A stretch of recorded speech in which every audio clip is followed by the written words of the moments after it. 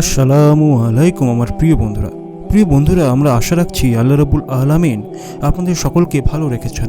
আজকের এই ভিডিওটি খুব সুন্দর হতে চলেছে, কেননা এই খুব সুন্দর ভিডিওতে একসঙ্গে অনেক কিছুই জানতে চলেছি। যেমন চোখ লাফানো কেমন, মানে বাম চোখ লাফালে কী হয়, এর সম্বন্ধে হুজুরে আকরাম সাল্লাল্লাহু আলাইহি সাল্লাম কী ইরশাদ করেছেন। এর সাথে সাথে জানবো বিড়ালের কান্না করা কেমন, সত্যিই কি বিড়াল কান্না করলে কারোর মৃত্যু হয়ে যায়, আর যদি বিড়াল কখনো রাস্তা কাটে তাহলে কি হয়। আবার এর সাথে সাথে জানবো কুকুররা রাত্রিতে কেন চিৎকার করে থাকে আর কেনই বা কান্না করে, আর বেশিরভাগ কুকুর ফজরের সময় কেন বেশি কান্না করে। এর সাথে সাথে জানবো উল্টো চপ্পলকে সোজা করে দিতে হয় না তেমনই ছেড়ে দিতে হয়। যদি আমরা উল্টো চপ্পলকে সোজা না করি তাহলে কি এখান থেকে কোনো মুসিবত নেমে আসবে। আর এইসব কিছুর সাথে আমরা শেষে হজরত আলী রাদিয়াল্লাহু তাআলা আনহু একজন ব্যক্তির নামাজকে কেন থামিয়ে দিয়েছিলেন। তো সেই জন্য এই ভিডিওটি একটি বিশেষ ভিডিও হতে চলেছে। আপনি এটিকে শুধু শেষ পর্যন্ত দেখতে থাকুন। আর বন্ধুরা, চ্যানেলে যদি নতুন হয়ে থাকেন তাহলে অবশ্যই চ্যানেলটিকে সাবস্ক্রাইব করে এক্ষুনি বেল আইকন প্রেস করে দিন। আর ভিডিওটি ভালো লাগলে অবশ্যই একটি লাইক করবেন। তো চলুন শুরু করা যাক। আজকাল মানুষের মধ্যে এই কথা প্রচলিত হয়ে গেছে যে যদি ডান চোখ লাফায় তাহলে কোনো কিছু ভালো হতে চলেছে, আর যদি বাম চোখ লাফায় তাহলে কোনো কিছু খারাপ কাজ হতে চলেছে। আর এমনইভাবে মেয়েদের সম্বন্ধে বলা হয় যদি মেয়েদের বাম চোখ লাফায় তাহলে কোনো কিছু ভালো কাজ হতে চলেছে, আর যদি ডান চোখ লাফায় তাহলে কোনো কিছু খারাপ কাজ হতে চলেছে। তাহলে আজকে এই রহস্যের পর্দা একেবারে উন্মোচন করতে চলেছি যে সত্যিই কি এইসব সত্যি হয়ে থাকে। আমাদের প্রিয় নবীজি হজরত মুহাম্মদ সাল্লাল্লাহু আলাইহি সাল্লাম ইরশাদ করেছেন, যদি কেউ কাউকে ভ্রান্তি অথবা কুঞ্জুর দ্বারা কাজ করা থেকে থামিয়ে রেখেছে তাহলে সে শিরিক করছে। এরই সম্বন্ধে আরেকটি রেওয়াতে এসেছে, আবু হুরায়রা রাদিয়াল্লাহু তাআলা আনহু থেকে বর্ণিত, হজরত মুহাম্মদ সাল্লাল্লাহু আলাইহি সাল্লাম ইরশাদ করেছেন, ছোঁয়াচে বলে কোনো রোগ নেই, কুলক্ষণ বলে কোনো জিনিস নেই, পেঁচা কখনো অশুভ লক্ষণ নয়, এবং সফর মাসে কোনো অসুখও নেই। মানে এক কথায় ইসলামে কুলক্ষণ বা অশুভর কোনো স্থান নেই। কিন্তু যদি আপনার চোখ স্বাভাবিকের থেকে অন্যরকম আচরণ করে তাহলে সেই সময় আপনি সূরা ফালাক এবং নাসকে পড়ে দম করতে থাকবেন। আর যদি বেশি লাফায় তাহলে কোনো চিকিৎসকের প্রয়োজন নেবেন। কিন্তু এটা কখনো ভাববেন না যে আমাদের ডান চোখ লাফাচ্ছে কিংবা বাম চোখ লাফাচ্ছে সেই জন্য হয়তো কোনো ভালো কিছু হবে, না হলে খারাপ কিছু হতে চলেছে। এগুলো কোনো কিছুই হয় না। এবার আমরা জেনে নিই বিড়ালের সম্বন্ধে, মানে বিড়ালের কান্না কেমন হয়ে থাকে, আর যদি বিড়াল রাস্তায় কেটে যায় তাহলে কি হয়। এই প্রশ্নের উত্তরের আগে আমরা ছোট একটা ঘটনাকে শেয়ার করছি।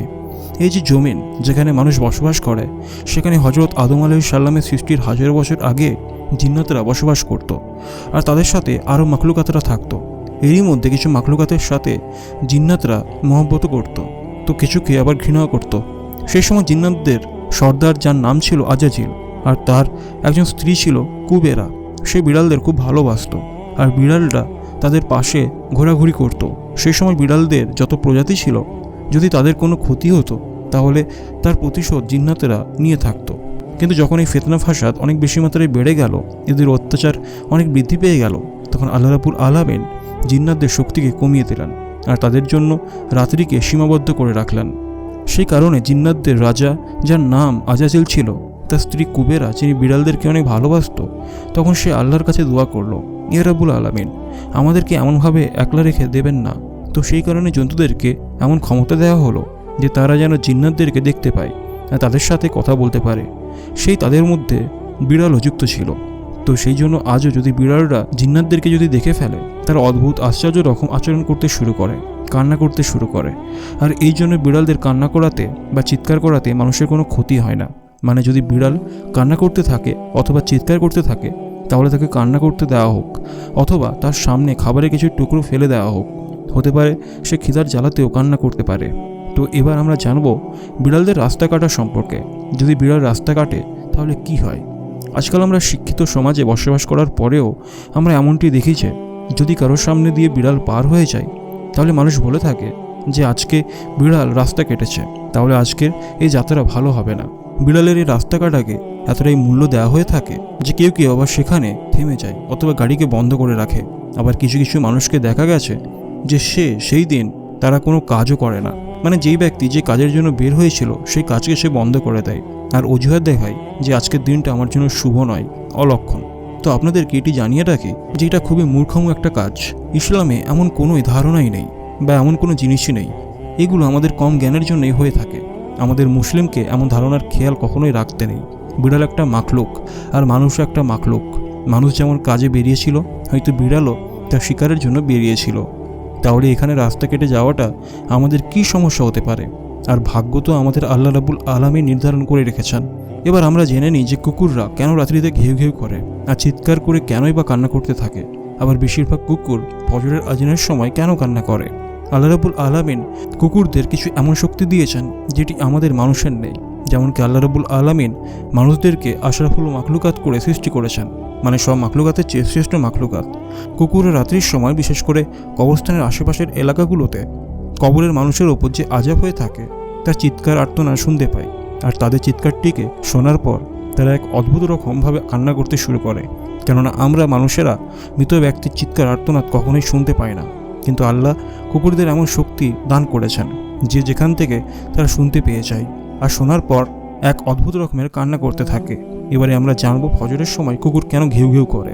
ফজরের সময় কুকুর এই জন্য ঘেউ ঘেউ করে কারণ ফজরের সময় সমস্ত রকমের বালা মুসিবত, মানে শয়তান জিনেরা সব অন্ধকারের দিকে চলে যায়। কিছু আবার নির্জন জঙ্গলের দিকে পালিয়ে যেতে শুরু করে, আবার কিছু জমিনের ভেতরেও লুকিয়ে যেতে চায়। আর যাদেরকে দেখে কুকুর ঘেউ ঘেউ করে।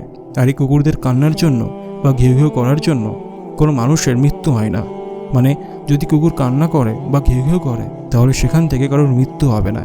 তারা অন্য মাখলুকাতকে দেখতে পেয়েছে আর সেই জন্যই তারা ঘেউ ঘেউ করছে। কিন্তু যদি আপনি গাধার চিৎকারের আওয়াজ শুনতে পান তাহলে আপনি লা হাওলা ওয়ালা কুওয়াতা পড়বেন, কেননা গাধারা শয়তানদেরকে দেখতে পায়। এবার আমরা জানবো উল্টো করে চপ্পলকে সোজা করে না রাখলে কি হয়।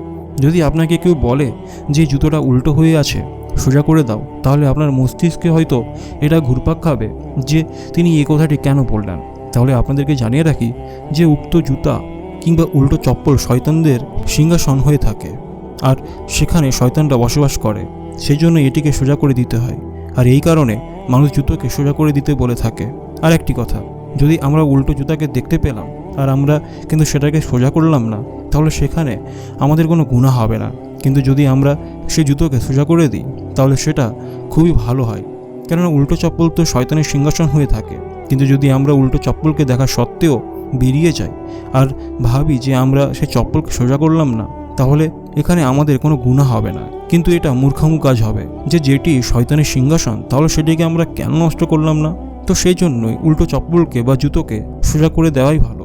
এবার আপনাদেরকে জানাবো যে হযরত আলী রাদিয়াল্লাহু তাআলা আনহু কেন একজন ব্যক্তির নামাজকে থামিয়ে দিয়েছিলেন।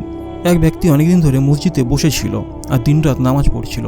এমনইভাবে কিছু সময় অতিক্রম হয়ে গেল আর হযরত আলী রাদিয়াল্লাহু তাআলা আনহু সালমান ফারসি রাদিয়াল্লাহু তাআলা আনহুকে জিজ্ঞেস করলেন, আচ্ছা এই ব্যক্তি কি নিজের ঘরে স্ত্রী বাচ্চা রেখে আসেনি? তাহলে তাদের কাছে যায় না কেন? তখন হযরত সালমান ফারসি রাদিয়াল্লাহু তাআলা আনহু বললেন, হে আলী, তার স্ত্রী বাচ্চা তো আছে, কিন্তু তাদের খোঁজ খবর নেয় না। আমি কয়েকবার বলেছিলাম, হে খোদার বান্দা, কিছু সময়ের জন্য নিজের ঘরে যাও আর ঘরের খোঁজ খবর নিয়ে আসো। কিন্তু ওই ব্যক্তি বলে যে আমি আমার স্ত্রী বাচ্চা সব কিছু আল্লাহর উপর ছেড়ে দিয়েছি। এখন তার স্ত্রী বাচ্চা এবং বৃদ্ধ পিতামাতার দেখাশোনা তার ভাই করে থাকে আর সে খুব কষ্ট করে নিজের ঘরকে চালাতে পারে। এমন কথা শুনে হযরত আলী রাদিয়াল্লাহু তাআলা আনহু ভীষণ রাগান্বিত হয়ে সে ব্যক্তির কাছে গেলেন। যদিও সে ব্যক্তি কিয়াম অবস্থায় ছিল, তখন হযরত আলী রাদিয়াল্লাহু তাআলা আনহু সে ব্যক্তির হাত ধরলেন আর বললেন, থামো। তারপর সেই লোকটি বলল, হে আলী, আমার কোনো ভুল হয়েছে? হযরত আলী রাদিয়াল্লাহু তাআলা আনহু বললেন, নামাজ কেন পড়ছো? কেন? আল্লাহ তাআলার ইবাদত করছি।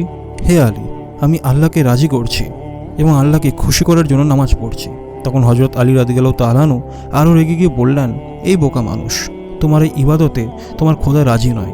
তুমি এখানে ইবাদত করছো, সেখানে তোমার এক একটি জিকির ও সেজদার সওয়াব তোমার সেই ভাই পেয়ে যাচ্ছে। তখন সে বলল, ইয়া আলী, সেটি কিভাবে? তখন হযরত আলী রাদিয়াল্লাহু তাআলা আনহু ইরশাদ করলেন, আল্লাহ সে ব্যক্তিকে কখনো পছন্দ করে না যে কেউ যদি তার জিম্মেদারি থেকে মুখ ফিরিয়ে নেয়। যাও, প্রথমে নিজের বাচ্চাদের ভালোভাবে দেখাশোনা করো, নিজের স্ত্রীর কাছে ভালোবাসা আদান প্রদান করো, বৃদ্ধ বাবা মায়ের দেখাশোনা করো এবং তাদের খিদমত করো। তারপর তুমি একটা সিজদা যদি মন থেকে করো, তখন আল্লাহ তোমার সিজদা কবুল করবেন। কেননা রোজ হাসরের দিনে আল্লাহর হুকুমে আল্লাহ সর্বপ্রথম ইবাদতের সম্বন্ধে জিজ্ঞেস করবেন। যারা বান্দার হক পূরণ করে না, আল্লাহ এমন বান্দাদের ইবাদত কখনো কবুল করবেন না। তো বন্ধুরা, এই ছিল আজকের ভিডিওটি যদি ভালো লেগে থাকে তাহলে অবশ্যই একটি লাইক করবেন, আর চ্যানেলে যদি নতুন হয়ে থাকেন তাহলে অবশ্যই চ্যানেলটিকে সাবস্ক্রাইব করে বেল আইকন প্রেস করে দেবেন। তো চলুন বন্ধুরা, দেখা হবে পরের ভিডিওতে।